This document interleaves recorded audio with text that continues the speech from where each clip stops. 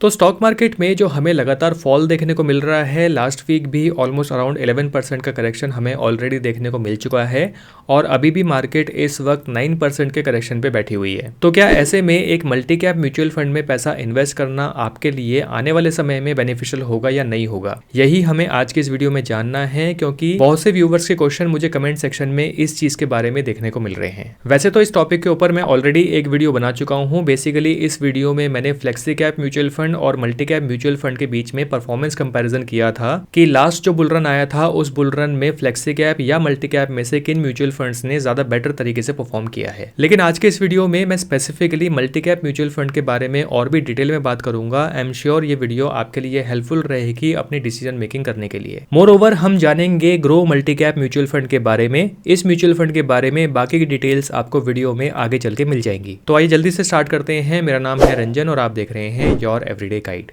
तो जब बात मल्टी कैप म्यूचुअल फंड की आती है तो हमें यहाँ पर सबसे पहले बात करनी होगी मल्टी कैप म्यूचुअल फंड्स के बेंचमार्क की, यानी कि निफ्टी 500 मल्टी कैप 50-25-25 टीआरआई की। तो इस बेंचमार्क के अकॉर्डिंग किसी भी मल्टी कैप म्यूचुअल फंड को मिनिमम 25% एलोकेशन तीनों ही मार्केट कैप यानी कि लार्ज कैप, मिड कैप और स्मॉल कैप में रखना होगा, जिसमें कि मैक्सिमम 50% एलोकेशन किसी भी मार्केट कैप को दिया जा सकता है, फिर चाहे वो लार्ज कैप हो, मिड कैप हो या स्मॉल कैप हो। ऑब्वियसली ये डिपेंड करेगा फंड मैनेजर की प्रेफरेंस पर, उनकी चॉइस पर। वहीं मल्टी कैप म्यूचुअल फंड के अपोजिट जो फ्लेक्सी कैप म्यूचुअल फंड्स होते हैं, इनमें ऐसा नहीं होता।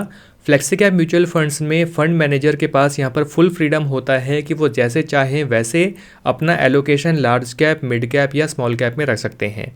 इसी की वजह से आप देखेंगे कि फंड मैनेजर्स जनरली किसी भी म्यूचुअल फंड का रिस्क कम करने के लिए ज़्यादातर एलोकेशन लार्ज कैप में रखते हैं, फिर मिड कैप में रखते हैं और सबसे कम एलोकेशन स्मॉल कैप में रखते हैं। तो फ्लेक्सी कैप म्यूचुअल फंड्स में कहने को तो एलोकेशन तीनों कैटेगरी में होता है, लेकिन ज्यादातर एलोकेशन आपको लार्ज कैप में ही देखने को मिलता है। तो मल्टी कैप म्यूचुअल फंड्स के एलोकेशंस को समझाने के लिए अगर मैं यहाँ पर आपको एज एन एग्जाम्पल दो मल्टी कैप म्यूचुअल फंड्स के एलोकेशंस को दिखा देता हूँ, तो यहाँ पर आप देखेंगे कि मल्टी कैप म्यूचुअल फंड के अंदर आपको यहाँ पर better exposure, better diversification, better division मिल जाता है अक्रॉस डिफरेंट मार्केट कैप्स। वहीं अगर मैं एक फ्लेक्सी कैप म्यूचुअल फंड की एलोकेशन को एज ए कंपैरिजन आपको यहाँ पर दिखा देता हूँ, तो आप देखेंगे कि ज़्यादातर एलोकेशन लार्ज कैप के अंदर होता है, थोड़ा सा एलोकेशन मिड कैप में होता है और सबसे कम एलोकेशन आपको स्मॉल कैप में देखने को मिलता है।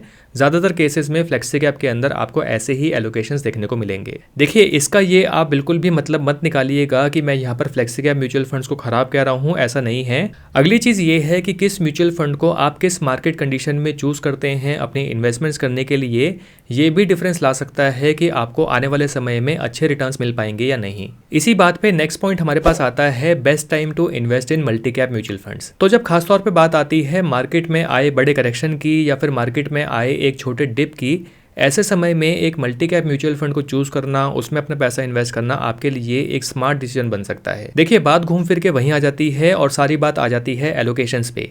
मल्टी कैप म्यूचुअल फंड्स में आपको कंपलसरी एलोकेशन मिल जाता है मिनिमम 25% का in mid cap and small cap. जैसा कि ऑब्जर्व किया गया है और आपको भी ऐसा देखने को मिलेगा कि मार्केट में जब बड़ा फॉल आता है, मार्केट में डिप्स आते हैं, तो ज़्यादा डिप या ज़्यादा फॉल हमें यहाँ पर मिड कैप और स्मॉल कैप कैटेगरीज में देखने को मिलता है। इसी के रिवर्स अगर मैं बात करता हूँ तो मार्केट में जब हमें अपसाइड देखने को मिलता है, बुल रन देखने को मिलता है, तो ऐसे में ज़्यादा बेटर रिकवरी हमें अगेन मिड कैप और स्मॉल कैप में ही देखने को मिलती है। तो एक तरफ आपको ज़्यादा डिप देखने को मिल रहा है, दूसरी तरफ रिकवरी के टाइम पे आपको ज़्यादा रिकवरी देखने को मिल रही है, तो ऐसे में एक मल्टी कैप म्यूचुअल फंड को चूज करना मुझे लगता है कि हाँ, एक अच्छी चॉइस बन जाता है। तो इसी चीज़ को अगर मैं चार्ट पे आपको दिखा देता हूँ, तो यहाँ पर मैंने लिया हुआ है निफ्टी का डे चार्ट और अगर मैं बॉटम से रिकवरी की बात करता हूँ, तो अगर आप देखेंगे 21 नवंबर का जो बॉटम था, वहां से आज के दिन यानी कि 28 नवंबर पे आपको यहाँ पर रिकवरी देखने को मिल रही है 2.94% या फिर मैं कह देता हूँ 3% की। वहीं अगर मैं निफ्टी मिड कैप की बात करता हूँ, तो यहाँ पर आपको अगेन 18 नवंबर से आज के दिन की जो डेट है, यहाँ पर आपको रिकवरी देखने को मिल रही है लगभग 4.62% की।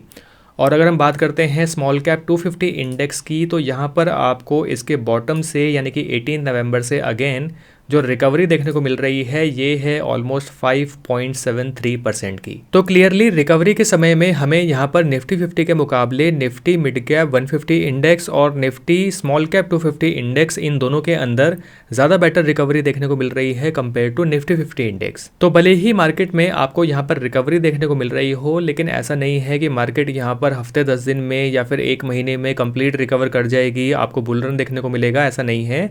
मार्केट जनरली इस तरीके से बिहेव नहीं करती। तो मार्केट में जो ये वाला एरिया आपको यहाँ पर देखने को मिल रहा है, इस एरिया में आपको एक अच्छी वॉलेटिलिटी देखने को मिल सकती है, या फिर इवन इसके जो लोअर लेवल्स हैं यहाँ पर आपको वॉलेटिलिटी या कंसोलिडेशन देखने को मिल सकता है। तब कहीं जाकर हो सकता है कि मार्केट में अपमूव हमें देखने को मिले। अब ये अपमूव 2 महीने में आएगा, 3 महीने में आएगा या 6 महीने में आएगा, ये तो आने वाला समय ही हमें बताएगा। तो ऐसा नहीं है कि आपकी यहाँ पर कोई ट्रेन छूटी जा रही है। अगर हम आज की ही बात करते हैं तो आप देखेंगे कि यहाँ से लेकर यहाँ तक जो एक बड़ी कैंडल बनी है डाउन साइड की, इसमें हमें यहाँ पर देखने को मिल रहा है ऑलमोस्ट 2% का करेक्शन सेम डे में ही आ गया है, या फिर मैं कहूँ -480 पॉइंट्स का करेक्शन हमें यहाँ पर सेम डे पर देखने को मिल रहा है। तो अभी आपके पास अच्छा खासा समय है। अगर आप मल्टी कैप कैटेगरी का जो रिस्क है उसको समझते हैं, अपने रिस्क टॉलरेंस को समझते हैं, तो आप मल्टी कैप म्यूचुअल फंड के अंदर अपनी इन्वेस्टमेंट्स कर सकते हैं। एक और चीज़ मैं यहाँ पर ऐड करना चाहूँगा कि किसी भी मल्टी कैप म्यूचुअल फंड की जो परफॉर्मेंस है वो इस चीज़ पे भी डिपेंड करेगी कि उस मल्टी कैप म्यूचुअल फंड का जो एलोकेशन है वो कौन कौन से डिफरेंट सेक्टर्स में है। तो जिस भी मल्टी कैप म्यूचुअल फंड में आप अपनी इन्वेस्टमेंट्स करें, मुझे लगता है कि आपको उसका सेक्टर एलोकेशन जरूर देखना चाहिए अपनी इन्वेस्टमेंट्स करने से पहले।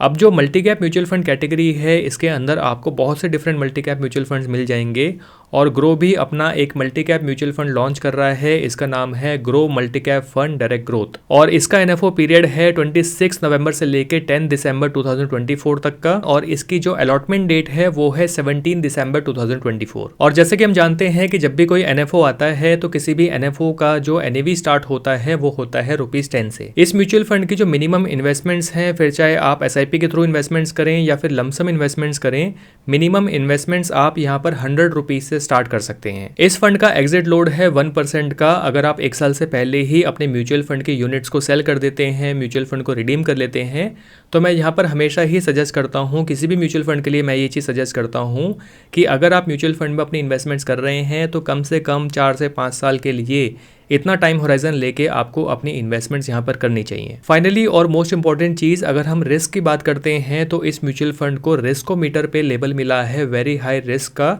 तो इन्वेस्टमेंट्स करने से पहले अपने रिस्क को समझकर ही किसी भी मल्टी कैप म्यूचुअल फंड में या फिर इस फंड में अपनी इन्वेस्टमेंट्स करें। इस फंड के फंड मैनेजर हैं मिस्टर अनुपम तिवारी, तो आप इस फंड को चेकआउट कर सकते हैं, अपनी इन्वेस्टमेंट्स प्लान कर सकते हैं। इस फंड का एनएफओ पीरियड क्लोज हो रहा है 10 दिसंबर को।